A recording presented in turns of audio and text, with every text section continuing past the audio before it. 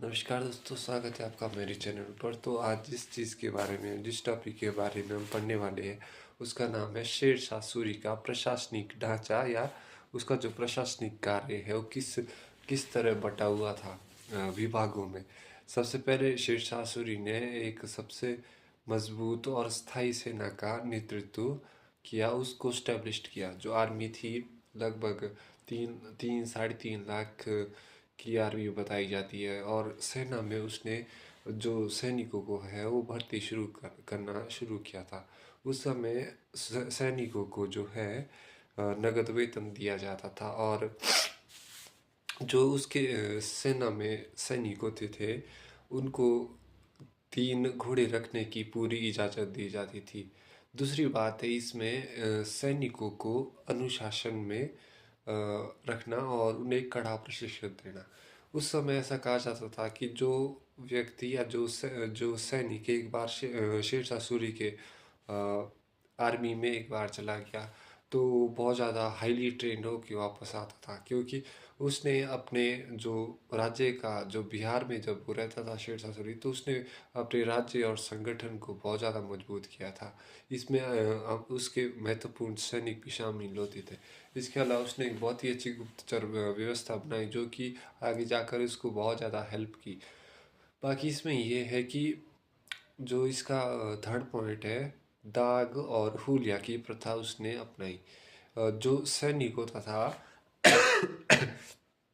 उसका जो चेहरा है उसका रजिस्टर में जो हुलिया है उसका मतलब रजिस्टर में रिकॉर्ड किया जाता था, और जो उसको हुलिया बोलते हैं। और जो घोड़ा होता था उसका जो छाती से ऊपर का जो हिस्सा होता है यानी गले का, तो उसके ऊपर जो है दाग लगाया जाता था, यानी एक तरीके से स्टैंप होता था, ताकि घोड़ों की शुद्धता बनाए रखी जा सके।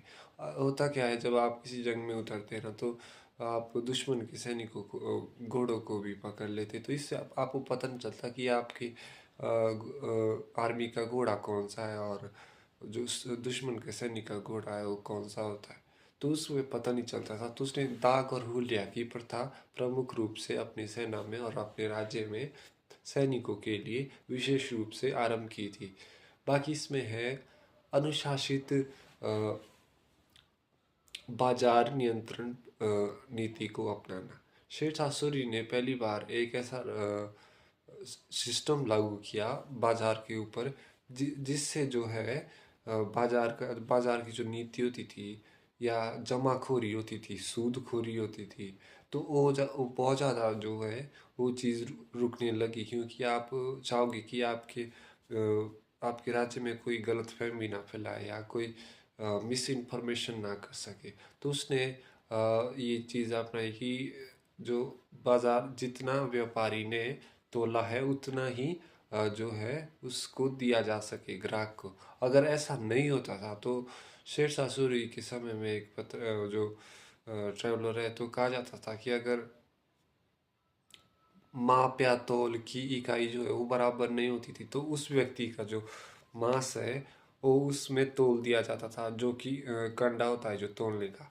तो बहुत ज़्यादा प्रभावी, इससे जो है सबसे ज़्यादा जो फ़ायदा है ये व्यापारियों को मिला। व्यापारी बहुत ज़्यादा ईमानदार हो गए, और दुकानदार थे उन्होंने बहुत ज़्यादा कोलेब्रेशन सरकार के साथ करनी शुरू की।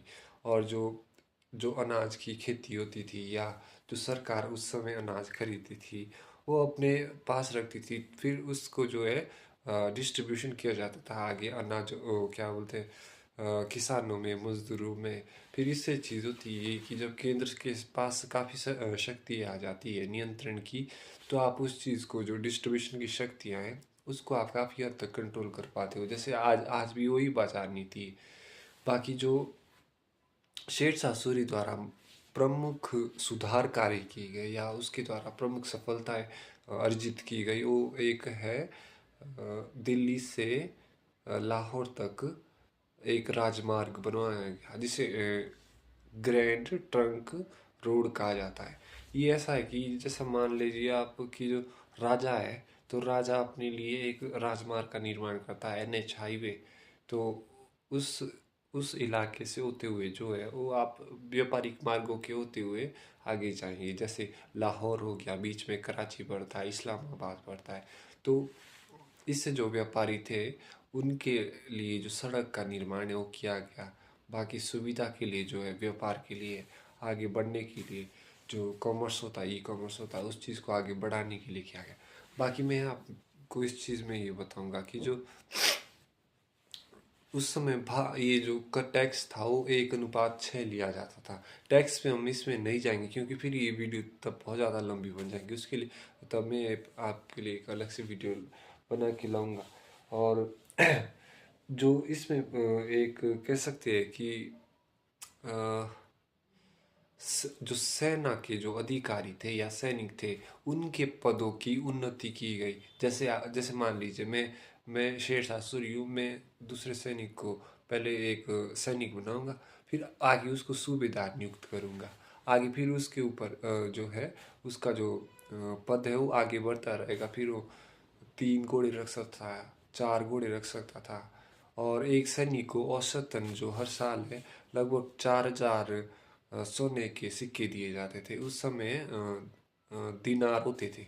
दिनार आप करेंसी कह सकते थे, या जो सिक्के होते हैं, नोट तो होते नहीं थे उस टाइम, तो दिनार बोलते थे उसको। 4,000 प्रति सैनिक को दिए जाते थे। 4,000 दिनार मतलब सोने के सिक्के। और जो नीचे के अधिकारी होते थे जिनके ऊपर मार्केट को संभालने का नियंत्रण होता था, वो बहुत ज़्यादा उनको मतलब एक तरीके से उनके ऊपर नज़र रखी जाती थी कि वो हमारे से कहीं गद्दारी तो नहीं कर रहे राजा के साथ। और तो ये चीज़ बहुत ज़्यादा जो है इम्पोर्टेंट है। क्योंकि जब बिहार में रहा था शेरशाह, उस वक्त उसने बिहार का जो राजा था तो उससे बहुत सारी चीज़ें जागीरदारी व्यवस्था में सीखी थी। जब मान लीजिए जैसे आपको टैक्स कैसे करना है, कम करना है, बढ़ाना है, कब बढ़ाना है और कितना बढ़ाना है, और प्रशासनिक इकाइयों को किस तरीके से हैंडल करना है। तो जब ब्यूरोक्रेसी को आप देखेंगे या अफसरशाही को देखेंगे तो ये चीज़ बहुत इंपॉर्टेंट होती है, क्योंकि इसकी व्यवस्था बहुत कॉम्प्लिकेटेड होती है। अगर एक बार ये नष्ट हो जाए तो दोबारा बनाने में इसको टाइम, पैसा और धैर्य, ये तीनों चाहिए, और एक्सपर्टीज भी चाहिए। तो आज का वीडियो यहीं ख़त्म करते हैं। कल आपके लिए इसकी मतलब शेरशाह सूरी की जो प्रशासनिक कुछ इकाइयाँ होंगी या टैक्स सिस्टम होगा वो लेके आऊँगा मैं। Thank you so much.